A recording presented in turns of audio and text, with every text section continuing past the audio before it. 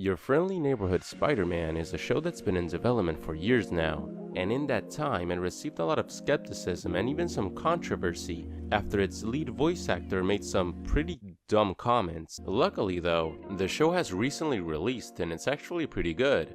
Its cel-shaded CG animation works really well for the most part, especially during its fluid action scenes, and it's all enhanced by its fantastic art style that has a classic feel to it. And there's definitely a lot to like about the show, but unfortunately, there is one very big issue that I had with it that personally made the entire series as a whole less enjoyable for me, and it's an issue that I've had with pretty much all Spider-Man adaptations that have been mainly produced by Disney, that issue being that Peter Parker in this show just doesn't feel right. The main problems that I have with this version of Peter is that he suffers from mischaracterization, and his origin story was changed in such a way that undermines the character's core motivation and makes this version of Peter Parker less compelling as a result. To be more specific, in this show they had Peter Parker being bitten by the spider and gaining his powers after Uncle Ben had already died. Something that stands in strike contrast with his traditional origin story, where Peter got his powers before Uncle Ben had died. This may not seem like a big deal at first, but it really is, since Spider-Man's entire message of responsibility and being accountable for one's actions is completely dependent on Peter Parker being a selfish and arrogant person who decided not to stop a criminal even though he had the power to do so. And since he didn't act responsibly at that moment, his actions later led to that same criminal killing his uncle. This isn't a lesson that you can just gloss over and ignore. Responsibility is one of the biggest themes in Spider-Man stories, and Peter going through this specific traumatic experience right in the very beginning of his story is what truly instilled in him this lesson of responsibility and accountability. It was the most crucial turning point in Peter's life that made him change as a person, so erasing this moment from his backstory greatly takes away from his character. And this is the real problem with the show. Peter Parker doesn't feel like Peter Parker. A lot of people might not realize this, but Peter in the comics wasn't always a completely good person. He was socially distant, arrogant, resentful, and would constantly lash out against those around him, even believing himself to be above his peers. Think about it, the first thing that Peter does once he gains superpowers is to use them selfishly in order to get money to spend on himself. It's only after he sees the consequences of his arrogant and selfish decisions that he learns the importance of being responsible. So it really is absolutely necessary to show Peter acting as a bad person first. There needs to be that change in his heart in order for his character to be truly compelling. However, nowadays, it seems like modern Spider-Man adaptations are afraid of showing him as a flawed and nuanced person. There's even comics where Flash Thompson explains to Peter why he used to bully him back in high school, and he says that back then, Peter was a self-absorbed, stuck-up kid who acted as if he was better than everyone else. Of course, we as readers know that Peter had a rough childhood since he grew up without his parents, and that had a huge impact on his psychology, but at that time he didn't know how to handle his emotions. So Peter used to lash out at other people and tended to shun himself off from everybody else, which is ironic because Flash and the other kids at school did invite him to hang out and try to be friends with him, but Peter rejected them and isolated himself. And this is an aspect of the character that's been greatly suppressed and ignored, with it being really undermined after Disney gained the rights to the character. Ever since Disney started producing Spider-Man adaptations, the character lost any kind of edge he might have had in the source material. They think that showing Peter being a socially awkward bumbling teenager is enough to portray him as an outcast, but they don't understand that Peter is supposed to be kind of unlikable at first. I've heard people use the word adorkable when describing MCU Spider-Man, and it is pretty fitting. He's far too agreeable, bland, and is overall presented as being a well-meaning guy who's inherently good and whose mistakes are never completely his own fault, instead of being a legitimately flawed person who needed to better himself before fulfilling his full potential as a hero. And that's the thing, Peter Parker in the comics and in his best stories is a really flawed person, but you don't get that same feeling with a lot of his more modern adaptations, such as Your Friendly Neighborhood Spider-Man. In this show, Peter already starts out as a completely nice kid. In the opening scene of the first episode, an interdimensional venom-looking monster starts attacking the high school, and Peter risks his life in order to save Nico, who at this point in the story is a complete stranger. This was insanely out of character for Peter Parker at this point in his life. Of course, once he has fully become Spider-Man, he would absolutely save a random civilian, even if he didn't have his suit on. But Peter hasn't become a hero at this point in his life yet. And before he got his powers, he's meant to be a selfish person who only cares about himself and his family. He wouldn't do something altruistic, like getting involved in a dangerous situation to save someone else. Remember, his entire origin story revolved around him not getting involved in a crime, which later led to Uncle Ben's death.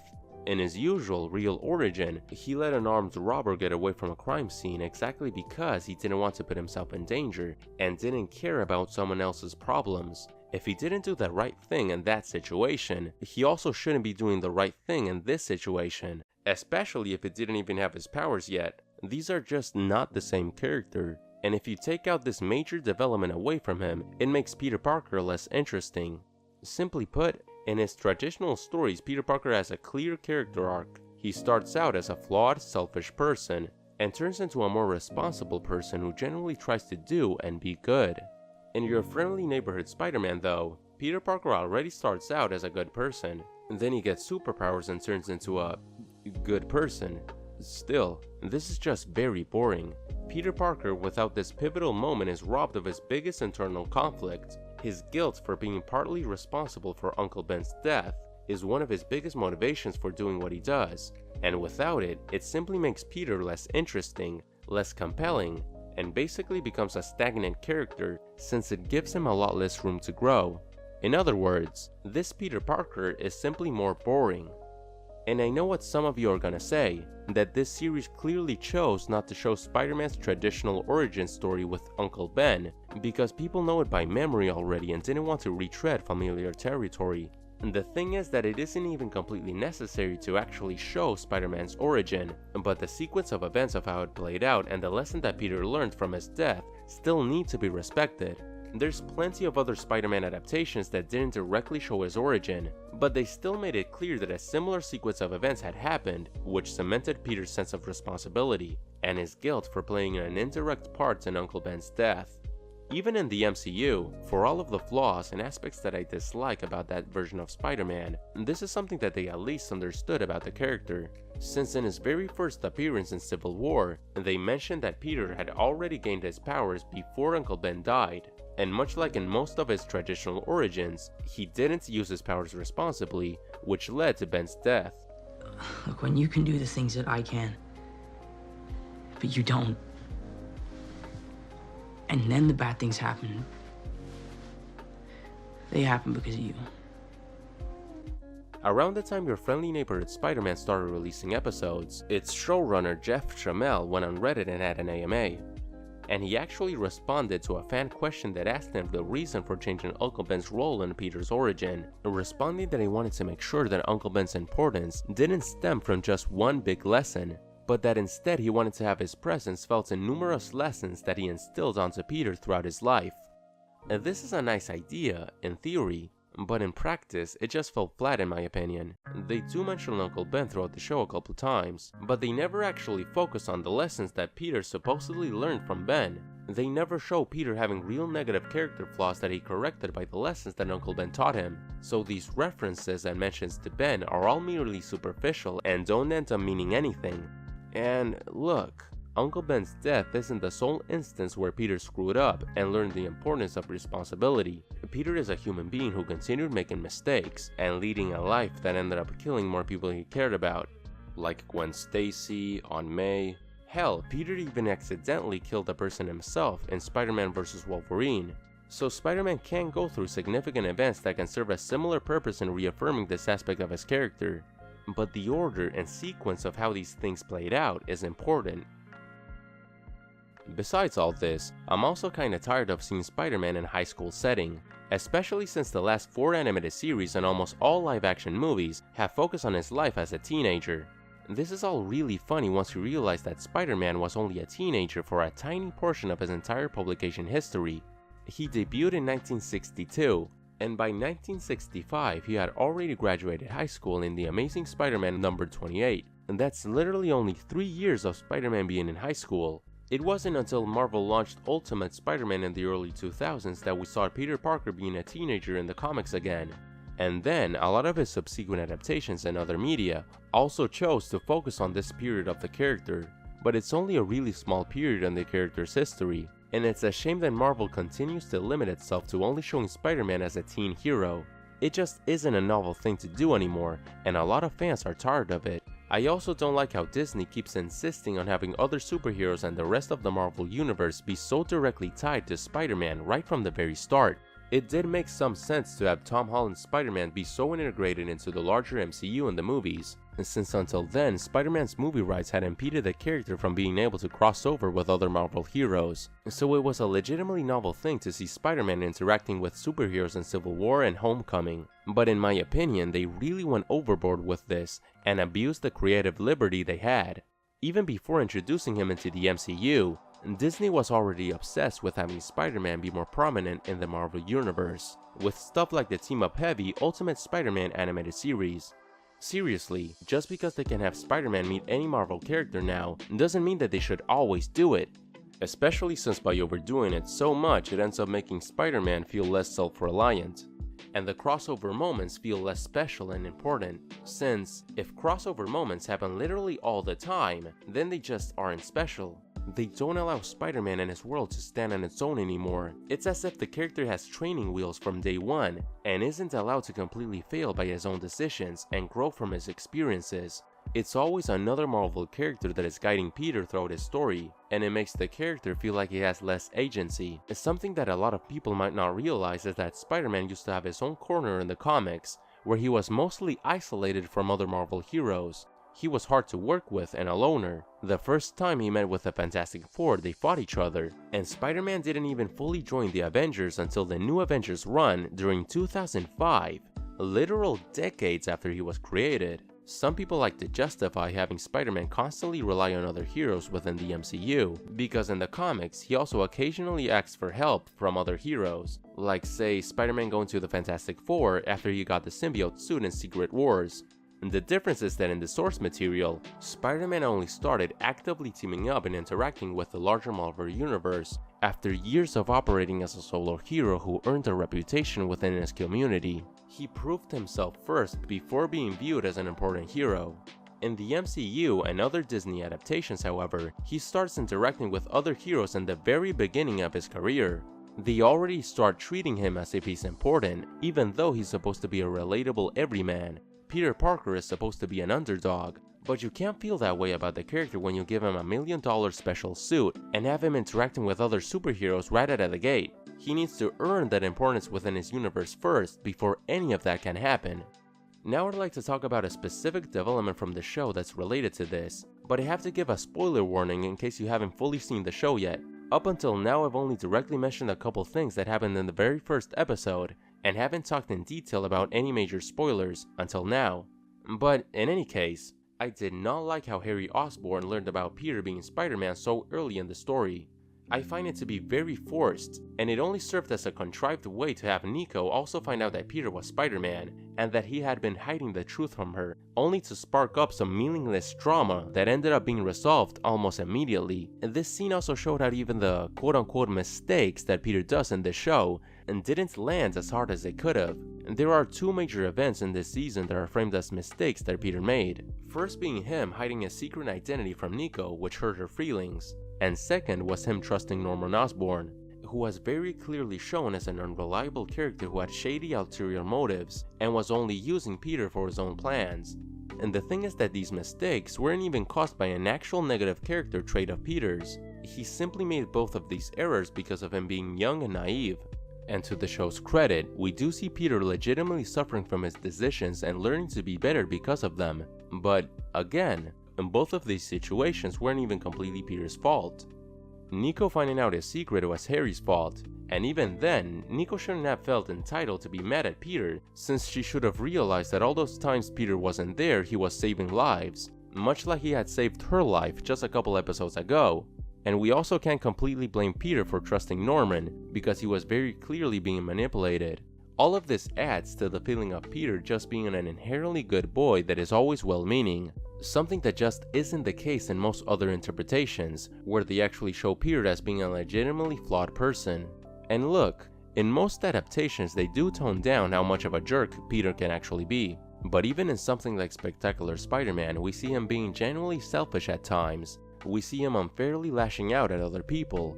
We see him lying and letting them down. We see him leading on Gwen and Liz and playing with their feelings. We even see him almost cheat on Liz with Gwen when she was the girlfriend of his best friend at the time.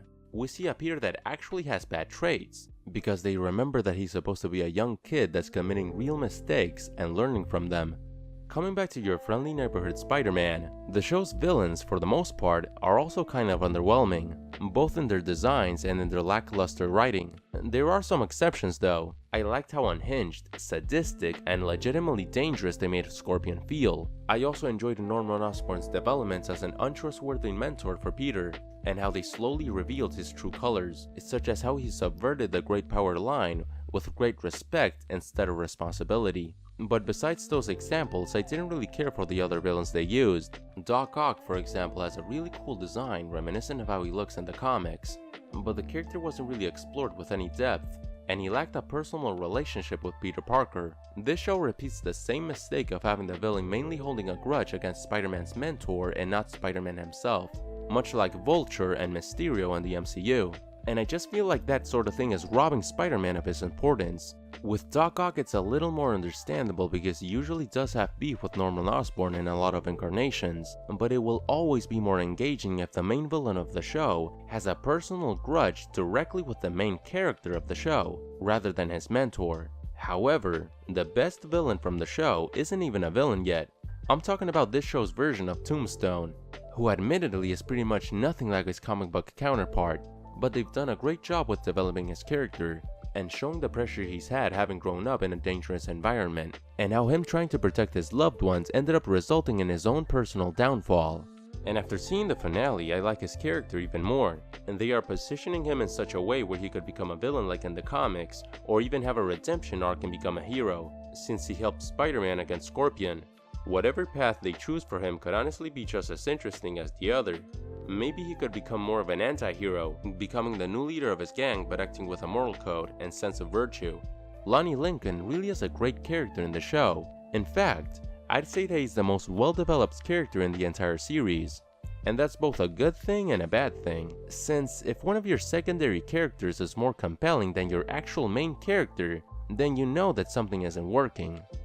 Also, while I do appreciate a lot the more intimate character moments, the dialogue in general throughout the show is pretty weak. Everyone is overly quippy and speak only in one-liners, which kinda takes you out of the story. But to be fair, the show can be funny at times. Thanks for your help. Oh my god! Oh, what are you doing up there? Don't scare me like that. Oh my god! Besides all that, overall I still think that the show is pretty good. I like the idea of making an entire Spider-Man show based on an Elseworlds what-if idea. It explores legitimately interesting concepts with pretty good execution, and tries to do a new spin on the traditional mythos. I've always enjoyed it when shows try something new and create alternate takes on comic book worlds, like X-Men Evolution or Iron Man Armored Adventures reimagining those heroes as teenagers. It's a fun setup that can allow for new stories. The show's art style and character designs by artist Leonardo Ramos are also fantastic in my opinion. They're really good. The art style manages to be slightly reminiscent of the Silver Age Steve Ditko era while still feeling modernized. It's great, and so is the animation and action scenes. I also liked how the Identity Crisis storyline from the comics was loosely adapted in the context of the MCU's Civil War and the Sokovia Accord Superhero Registration Act. It was a pretty clever way of tying the show with the larger Marvel universe organically. Another interesting thing that happened during Season 1's finale was the return of the alien monster from the first episode, and the possibility of them fully tackling the Venom storyline in the future, since a piece of the symbiote was left under Earth after they closed the portal. Given that Norman found it, their version of the story is probably going to be very different to the classic version. I seriously doubt that they'll introduce Eddie Brock, but I just hope this isn't going to be yet another time that we see Harry becoming Venom. That'd be just really lame. And, of course, the revelation that Peter's dad is still alive and in jail was a legitimately interesting setup. There's bound to be some conflict between Peter and Aunt May since she's hiding a really big secret from him, and Spider-Man adaptations rarely get into what happened to his parents. So while I did honestly like Your Friendly Neighborhood Spider-Man, I still think it has a lot of room to grow and things it should improve on. Even though I overall liked the show and thought it was pretty good, the biggest problem I had with it is an issue that I've had with a lot of Spider-Man adaptations ever since Disney got his TV rights and started co-producing some of his movies. Peter Parker simply feels like a different character now, a less compelling version of the nuanced hero who he is in the source material. It's a big issue that I can't ignore since it honestly really brought down my enjoyment for this show. I'm just tired of Peter Parker having adaptations that misunderstand his spirit as a hero, and I hope that Disney in the future can have a better grasp on his character and the essence of what makes his morals and themes resonate with so many people. But with that being said, tell me, what do you think about Your Friendly Neighborhood Spider-Man? Did you enjoy this new take, or did you also have some issues with it like me? What would you like to see in the show's future? Please, let me know your thoughts in the comments below. And as always, thank you so much for watching.